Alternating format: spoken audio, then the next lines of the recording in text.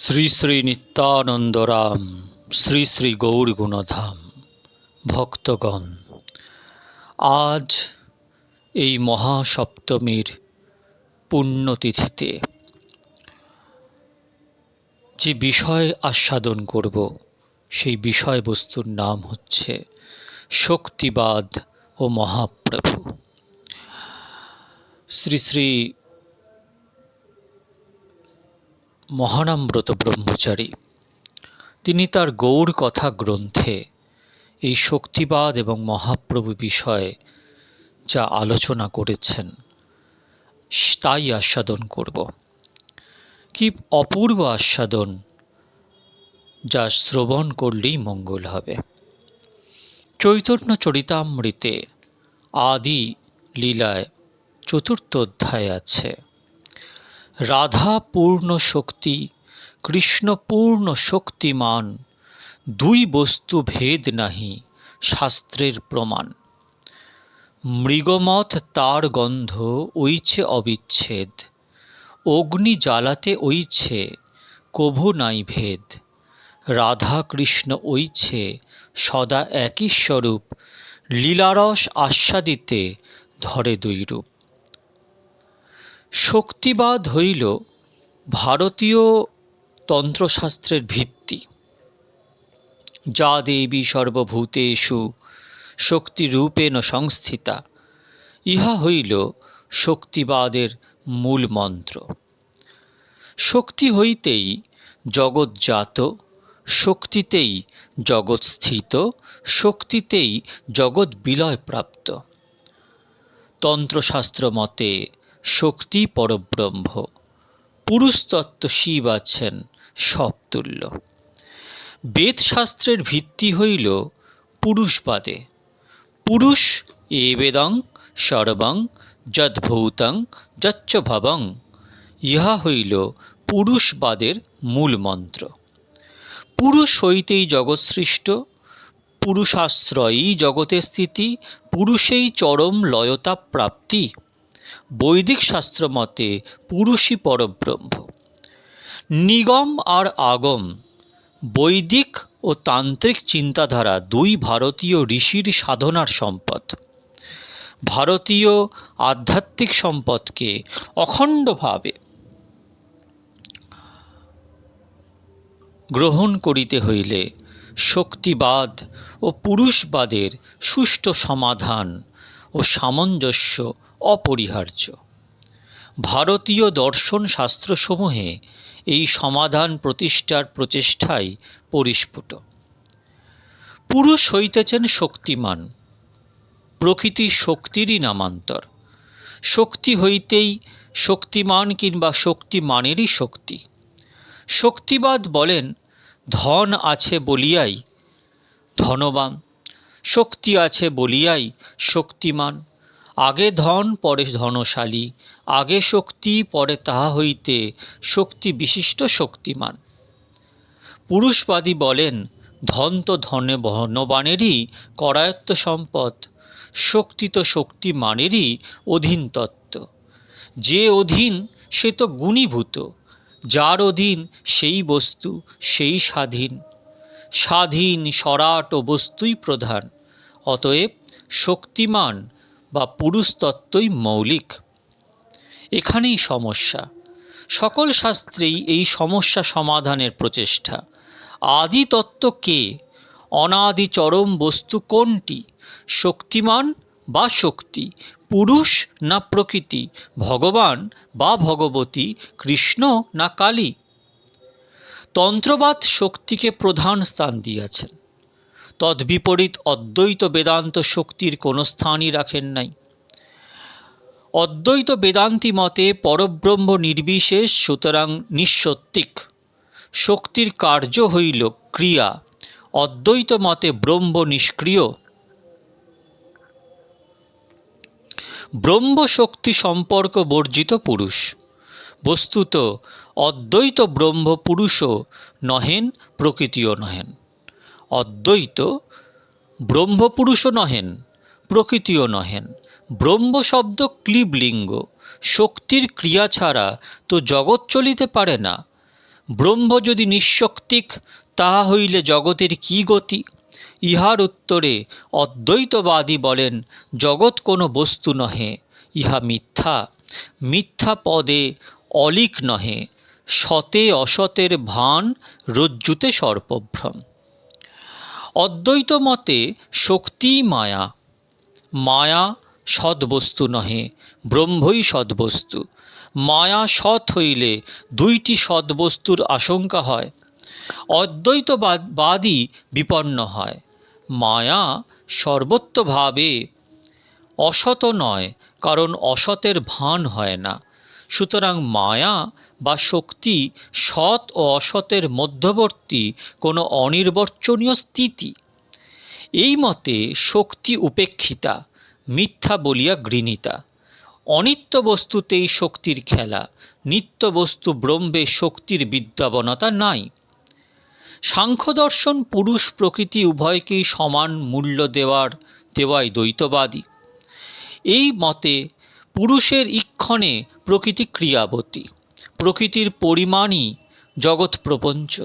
প্রকৃতির বন্ধনে পুরুষ বদ্ধ, প্রকৃতি বন্ধন খুলিলে পুরুষ মুক্ত। এই সমাধান সুন্দর কিন্তু সুদৃঢ় নহে। দুইটি দুর্বলতায় এই মত অদৃঢ়। এক, পুরুষের বহুত্ব ও দুই, প্রকৃতির জড়ত্ব। সাংখ্যে পুরুষ এক নহে, বহু, অসংখ্য পুরুষ, প্রত্যেকেই কেমন করিয়া নিত্য চরম বস্তু, ইয়া ভাবিতে বুদ্ধি বিদ্রোহী হয়।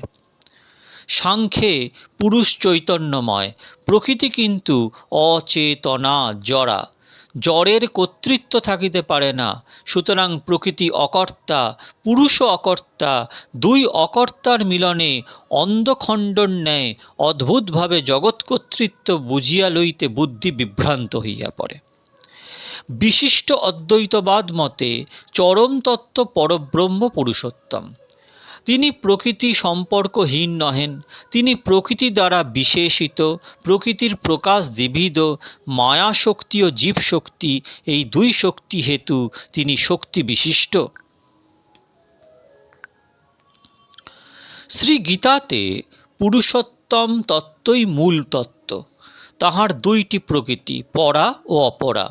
পরা প্রকৃতি হইতেছে জীব চৈতন্য, অপরা প্রকৃতি ক্ষিতি, অপ, তেজ, মরুদ, বোম, মন, বুদ্ধি, অহংকার।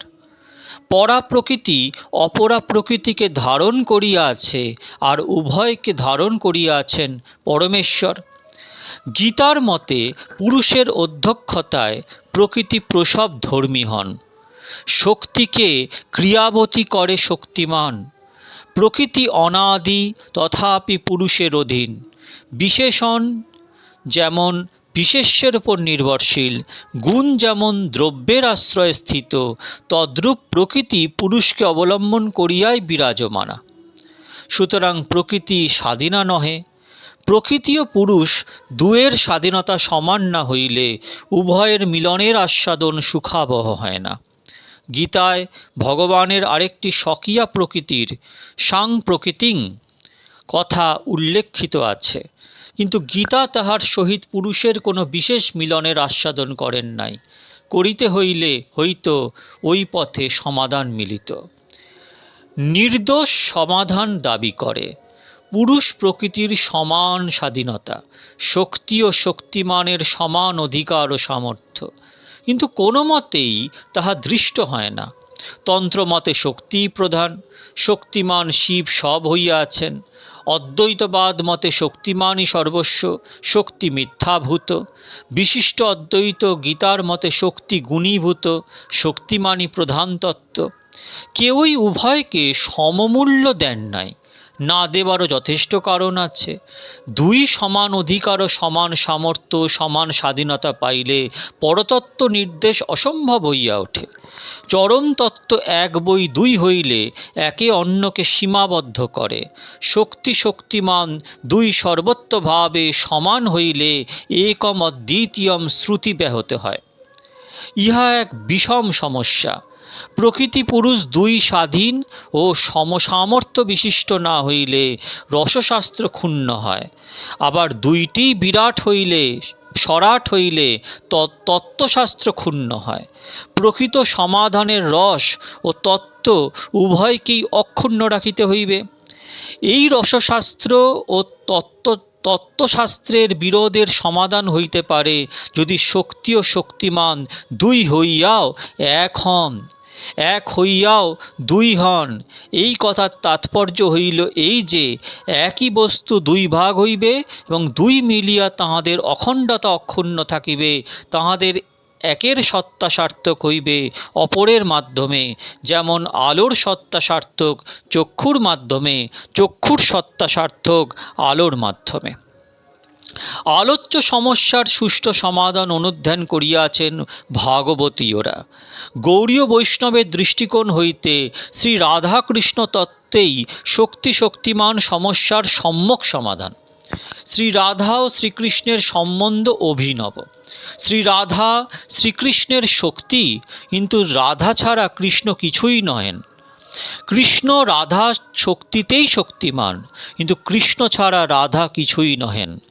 রসনার মাধ্যমেই শর্করার মিষ্টত্বের প্রকাশ, শর্করার মাধ্যমেই রসনার মধুর রসানুভূতি, শক্তির বিলাস। সেইরূপ শ্রী রাধার মাধ্যমেই শ্রীকৃষ্ণের কৃষ্ণত্ব, শ্রীকৃষ্ণের মাধ্যমেই শ্রী রাধার রাধাত্ব।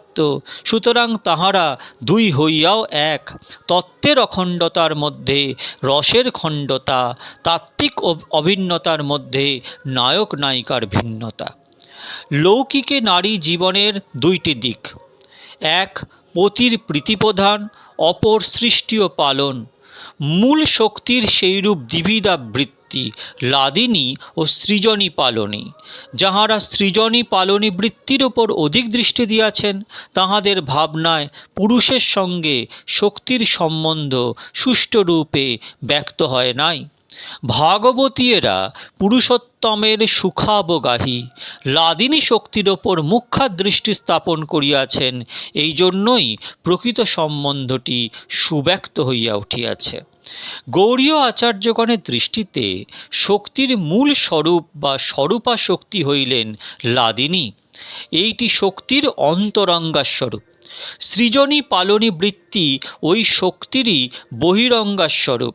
সৃজনী পালনী শক্তির মূর্তি শ্রী কালিকা, লাদিনী শক্তির মূর্তি শ্রী রাধিকা।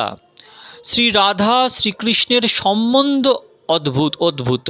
কৃষ্ণের সকল ইচ্ছার আধার রাধা। কৃষ্ণের যতেক বাঞ্ছা রাধাতেই রহে। আবার রাধার আরাধনা হইল কৃষ্ণ বাঞ্ছাপূর্তি। কৃষ্ণ বাঞ্ছাপূর্তিরূপ করে আরাধনে একের দ্বারা অপরের পূর্ণতা, দুই মিলিয়া অদ্বয় তত্ত্বের অখণ্ডতা। শ্রী রাধার স্বাধীনতা শ্রীকৃষ্ণে, শ্রীকৃষ্ণের আনন্দ স্বরূপতা শ্রী রাধায়। শ্রী রাধা শ্রীকৃষ্ণের ধন, শ্রীকৃষ্ণ শ্রী রাধার ধন। রাধা ধনে কৃষ্ণ ধনী, কৃষ্ণ ধনে রাধা ধনী। ইহাই প্রেম রসের সর্বোত্তম ভূমিকা। এই ভূমিকায় শক্তিমান সমস্যার সমাধান, পুরুষ প্রকৃতি রহস্যের অর্গল উদ্ঘাটন। শ্রীকৃষ্ণ রসস্বরূপ শ্রী রাধা রসশক্তি। রস তো দুই হইয়াও বস্তুত এক, তত্ত্বে এক হইয়াও আস্বাদনে দুই। এই দ্বৈতে একত্ব, একত্বে দ্বৈত, ভেদে অভেদ, অভেদে ভেদ সর্বত্রভাবে পূর্ণতম হয় যদি ইহা রূপান্তরিত হয় এমন একটি স্বরূপ বিগ্রহে, যেটি দৃশ্যত একক সত্তা, অথচ তাহার মধ্যে আছে দ্বৈতের বিলাস। ওই একায়িত ঘনীভূত বিগ্রহই শ্রীমান মহাপ্রভু শ্রী গৌরহরি। তিনি শক্তিতেও বটেন, শক্তিমানও বটেন। তিনি শক্তি কবলিত শক্তিমান, কেবল শক্তি বিশেষিত শক্তিমান নহেন, শক্তি স্বায়ত্তীকৃত শক্তিমান। শক্তির মহত্ততা বশতই শক্তিমান শক্তিগ্রস্ত হইয়াছেন। সুতরাং গৌরসুন্দরের তন্ত্রের শক্তিতত্ত্ব পূর্ণভাবে স্বীকৃত। লাদিনী শক্তিমান হইতে নিবিড়তর ও ব্যাপকতর তত্ত্ব। রাধা দ্বারে কৃষ্ণ আবরিত। কোনো অংশে বৃহত্তা না থাকিলে সম্পূর্ণ আবরিকা হওয়া সম্ভাবনা কোথায়? অদ্বৈতবাদের ব্রহ্মবিদ ব্রহ্মৈব ভবতি বাণীর মৌলিক সত্যটিও গৌরসুন্দরের স্বরূপেতে স্বীকৃত। সাধক ব্রহ্ম ভাবনা করিতে করিতে ব্রহ্ম হইয়া যায়, ইহা অদ্বৈতবাদের সিদ্ধান্ত। সিদ্ধান্তের মূল মৌলিক সত্য হইল যে যাহাকে ঐকান্তিকভাবে ভাবনা করে সে তাহাই হইয়া যায়। শক্তিমান শ্রীকৃষ্ণ স্বরূপ শক্তি শ্রী রাধাকে ধ্যান করিতে করিতে রাধা রাধা ভাবিতে ভাবিতে রাধা হইয়া গিয়াছেন। কিশোরী স্মরি স্মরি কিশোর কিশোরী হইয়াছেন। সুতরাং অদ্বৈত উপাসনার মূল তত্ত্বটিও গৃহীত হইয়াছে, তন্ত্রবাদের মূল তত্ত্বটিও গৃহীত হইয়াছে। আবার বেদের পুরুষবাদের চরম সিদ্ধান্ত স্বীকৃত হইতেছে। কারণ প্রেম পুরুষোত্তম শ্রী গৌর সুন্দর শক্তিমান শ্রীকৃষ্ণই যে স্বরূপে শ্রীকৃষ্ণ শক্তিকে আপনাতে পূর্ণভাবে বিলীন করিয়া লইয়াছেন, সেই স্বরূপটিই গৌর। পরমা প্রকৃতি পরম পুরুষ বরের প্রীতিবিধান করিতে আসিয়া অঙ্গে অঙ্গ ঢালিয়া সর্বাঙ্গীন ভাবে নিজেকে বিলাইয়া দিয়াছেন, সেই শক্তিমান শ্রীকৃষ্ণই গৌর সুন্দর। সুতরাং সর্বশক্তি ক্রোড়ীকৃত পুরুষোত্তমী গৌর, শক্তি সত্তাকে আত্মসাৎকারী শক্তিধর পুরুষ প্রবরী গৌর। অতএব তন্ত্রের শক্তিবাদ ও বেদের পুরুষবাদ, এই দুয়ের চরম ও পরম সার্থকতা শ্রী গৌর সুন্দরে। অদ্বৈত ব্রহ্মতত্ত্ব পুরুষ প্রকৃতির ঊর্ধ্বে। পরব্রহ্ম পুরুষও নহেন, প্রকৃতিও নহেন। শ্রী গৌর সুন্দর পুরুষ ও প্রকৃতির ঊর্ধ্বে, তবে তিনি পুরুষও বটেন, প্রকৃতিও বটেন। অদ্বৈত ব্রহ্ম সর্বভাবগ্রাসী, শ্রী গৌর সুন্দর সর্বভাবোল্লাসী। অদ্বৈত ব্রহ্ম সর্বভাবগ্রাসী, শ্রী গৌর সুন্দর সর্বভাবোল্লাসী। ভাব নির্বাণে ব্রহ্ম, ভাব রসায়নে গৌরাঙ্গ। বিলাসবিহীন চরম তত্ত্ব ব্রহ্ম, রসবিলাসী পরম তত্ত্ব গৌর সুন্দর। ব্যাকরণে একাধিক পদের একপদীকরণকে সমাস বলে। বহুব্রীহি সমাসে পদগুলি গৌণ হইয়া অন্য পদ প্রধানতা লাভ করে। দ্বন্দ্ব সমাসে উভয় পদেরই প্রাধান্য বিদ্যমান থাকে। পরব্রহ্মে শক্তি শক্তিমানের বহুব্রীহি সমাস, শ্রী গৌর সুন্দরে দ্বন্দ্ব সমাস। পরব্রহ্মকে শক্তি শক্তিমান দুই আপনাদের হারাইয়া ফেলিয়াছে, প্রাধান্য রইয়াছে কেবলানুভবানন্দের।